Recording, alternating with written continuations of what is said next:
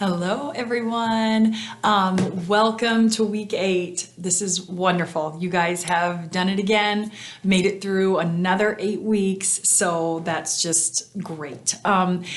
Now we'll just finish up this week and you'll have your final paper due. I just wanted to talk about that real briefly. As you know, most of you have contacted me. And if I haven't heard from you, please make sure you do that, just because we are kind of coming up to the wire with that. And I hope it is something that is kind of a thoughtful process for you and something that is very relevant and timely to you. And so far, everybody I've heard from, it really seems like it's a project that you are passionate about once again. So that is great. But just as a reminder, you really have to keep a very, very clear focus on the adult learning. And like I've kind of mentioned throughout the semester, you need to make those connections to adult learning theory. So whether it's that you have a strategy or an idea that you're going to use and you cite behind it, that this strategy is recommended based on such and such a theorist, okay? Or you make a connection between a strategy you're using to one of Knowles' core principles, and you demonstrate like, okay, so Knowles says that experience is the key, and so you decide to do some kind of journaling or some kind of group think, pair, share or something that talks about experiences. And so let me see those connections that you make within your training, your teaching, your facilitating, whatever it would be.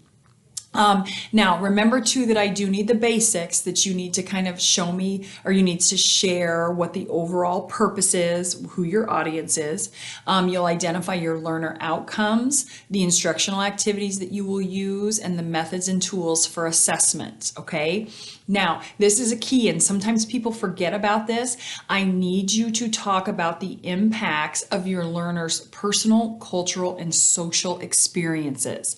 So remember, we had a whole section in Unit 2 where we talked about gender, we talked about ethnicity, we talked about learning styles, SES, all of these different things that can impact our learners. So based on, what type of group of adults that you are working with, I might even suggest just have a specific section, that addresses the impacts and what kind of learners that are coming to you and what kind of backgrounds and experiences that they will bring to you. So each of you will have different types of adults that you're working for or working with, and the aspects of these adults will impact what you can do and how you can do it, and how well it may go and how well it may not go. So let's be cognizant of those things. And then you also need to make sure that you integrate one or more of the adult learning tools that Knowles talks about in chapters 13 through 18.